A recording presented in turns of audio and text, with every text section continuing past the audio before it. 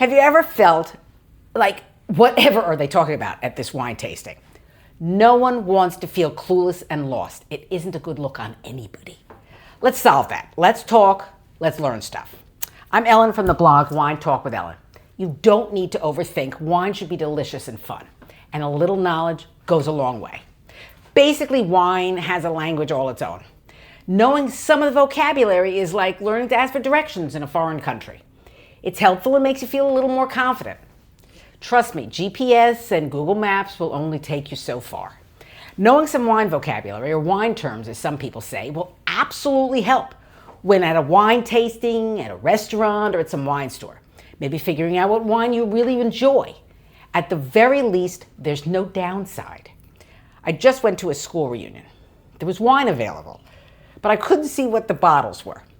So I said to somebody I knew once upon a time, I'll be right back. I'd like a glass of wine and I'm not sure what they have. And she said, well, we should all know what we like by now. When I looked at her questioningly, she said, well, don't you know whether you like red, white, or rosé? I'm going to assume everyone here knows that all white wines are not alike. The same goes for red wines and rosés. If you're already super comfortable with wine vocabulary, listen anyway.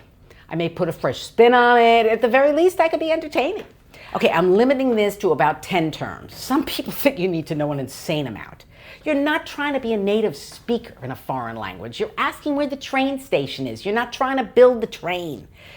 You also learn terms as needed. My next video will be about wine label terms. Stay tuned.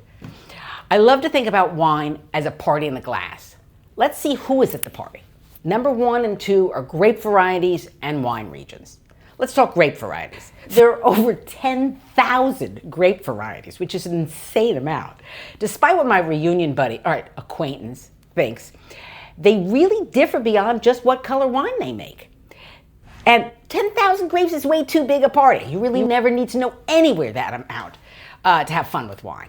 Okay, just recognizing a few of the popular ones will help you feel way more confident at tastings or when wine shopping.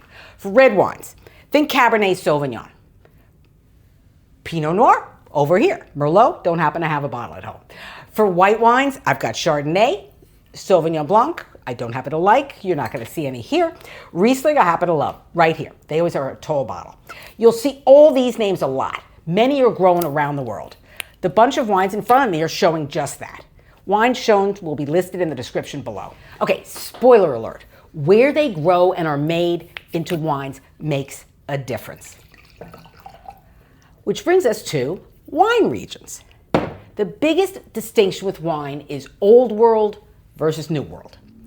Basically, the Old World is Europe, and the rest of the world is New World. I didn't write the rules, just letting you know. Okay, I write about this a lot. I will go over it in more detail when I go over wine labels in the next video. Let the insane excitement build. Old World wines have way more rules about everything. I can't blame them, they've been around for a long time. In the New World, there are no rules about where grapes can be grown, and there's much more room for creativity and experimentation. Sometimes it works out and sometimes it doesn't. Okay, a few regions you'll hear about. France, Bordeaux. You're gonna see Cabernet, Sauvignon, and Merlot for red. Sauvignon Blanc for white. Burgundy, you're gonna see Pinot Noir for red and Chardonnay for white. You can count on that. Remember about the rule thing? You're not gonna see the other ones there. Now, Italy, they have hundreds and hundreds of grapes. I'll be honest, the various Italian grapes and regions totally confuse me. No need to pretend more than you know. I let waiters know that I really get confused with Italian wines. If you learn Sangiovese, you're already ahead. It's the grape used in Chianti. Somewhere in here, I've got, Chianti and Sangiovese. For white wine, it seems like everyone goes with Pinot Grigio. I'm rolling my eyes here. See me rolling my eyes. I actually wrote a post on my blog called, What are the absolute best Italian white wines that are not Pinot Grigio? Link is in the description below. There are a lot, by the way. Okay, now let's get to Spain. Tempranillo, Garnacha, and the region Rioja are all good names to know. You really don't need to know more than that. United States. In the United States, every state, seriously, every state makes wine. Anyone know the first official wine region in the United States? Augusta, Missouri. But did you see that coming? I did not when I read about it. The most famous wine regions these days are on the two coasts, though. The biggies are in California, and we're talking Napa and Sonoma, in Oregon, Washington State, and on the other side is New York. Texas is becoming popular for winemaking, though. I know nothing about it yet. If any of you are familiar with winemaking in Texas, please leave a comment below. I always love learning stuff about wine. Okay, that's enough to get started. Remember, you don't need to know everything. Comfortable is the goal. Quick note, a varietal is a wine made from a single variety of grape. That's as opposed to a blend. Again, we'll get to that in another video. Exploring what each grape may bring to the party is the fun stuff. That's the tasting part. It's your adventure, though. Let's talk acidity, number 3. You're going to hear about that one a lot. Many people hear about acid and think, oh no, that sounds bad. But acid in the wine is the sidekick that brings life to the party. Champagne has high acidity. Talk about a party. It can add a brightness and make the wine taste more refreshing. It often serves the same purpose with food. Remember, like lemon on fish? If you watch cooking shows, you'll hear food judges say, hey, it needs more acid. Well, some wines need acid too. Acid is a great balancing out of the sweetness in wine.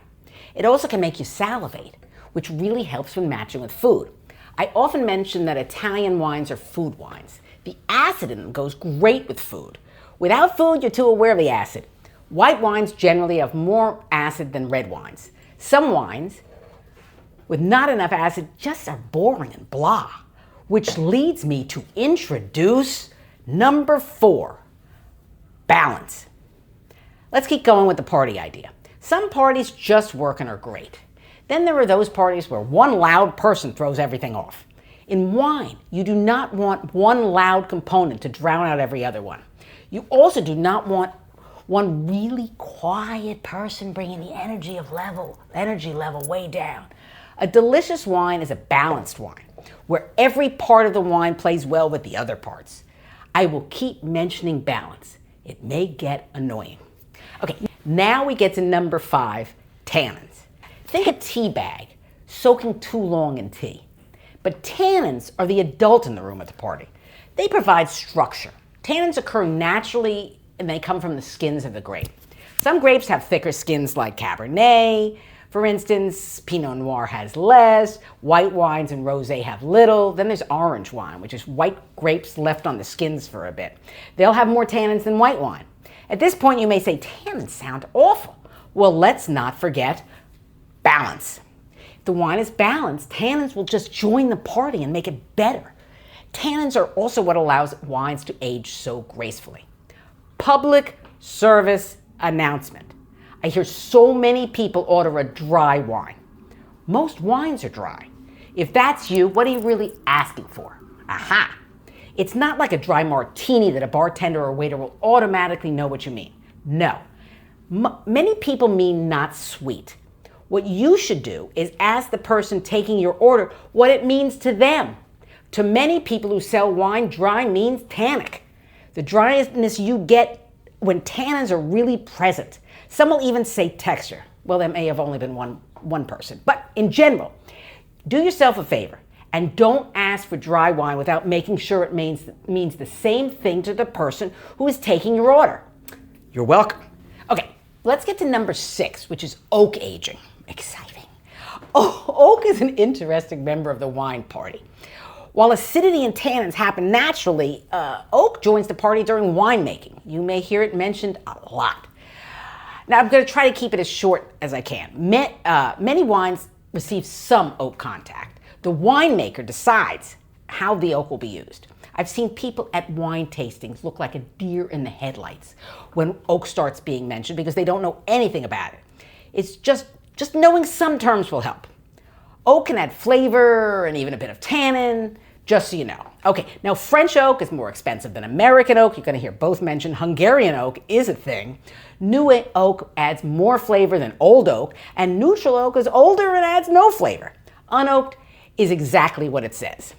At tastings, winemakers love to talk oak in great detail. You don't need to know all the types. Just knowing a few will help. And if you are not excited by oak at all, just smile and nod. Number 7 is body. This is an easier one. Body in wine is sometimes described as mouthfeel, but it basically is the way that the wine feels in your mouth. Is it more skim milk, whole milk, cream? Body in wine comes from a combination of alcohol, tannins, sugars, and other flavors. Some people have very strong opinions about full-bodied or not. For me, it is not a make or break thing. Not even sure how it's going to fit in with the party idea. So we're going to move on to number 8, which is finish. Finish is whether the good flavors of the wine remain on your tongue, like a good party. Do good feelings stay with you, or are you just out in the cold? Are you having a messy apartment that you have to clean up? Some wines taste good and then just immediately drop off. Some wines have unpleasant flavors that stay with you. Delicious wines should keep delivering. There should be layers of flavor that just go on and on. I actually find the finish the best part in deciding whether a wine is delicious or not. This is what you savor. When they talk about the 5 S's of wine tasting, they are see, swirl, smell, sip, and savor. Yep, that's savor. My last YouTube video was on just that. You can go find it. The finish is sometimes referred to as aftertaste. I don't like that term. To me, aftertaste is what you get when something is not good. Like, I think that food has gone bad. It's got a weird aftertaste. Just saying, that's a personal thing. I prefer the word finish and savor. Let me know in the comments your thoughts on this. Number 9 is terroir. Terroir is like the personality of the place where the wine comes from. It's a French term, but it is used all over the world. It refers to the unique combination of factors that influence the taste and character of the wine. These factors include the specific location where the grapes are grown, such as the soil type, climate, altitude, and even the angle of the slope. In the wine world, terroir is big. You will hear that term often. If you want, just nod and agree.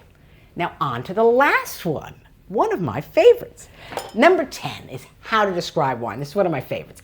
At wine tastings, you will hear a laundry list of different descriptors for wines, aromas, and flavors.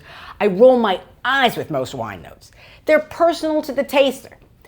Here are 3 examples of wine notes by experts of the same wine. I'm going to have somebody hand it to me, and I'm going to actually read it because there's no way I can read all this. Here you go. Here, same wine. Classic varietal and incredibly complex nose of creme de cassis, freshly sharpened pencils, green tobacco, and damp earth with a kiss of background sappy spring flowers. Next one, restrained cedar and vanilla notes, despite spending 2 years in 100% new French oak, and delicate herbal shadings accenting cassis and black cherry fruit. Full-bodied, velvety, and somewhat open knit on the palate.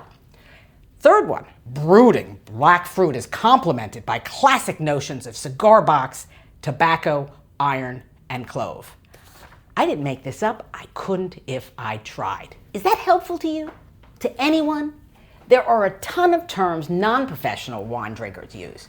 If someone uses a term that doesn't make any sense to you, ask them what they mean by it.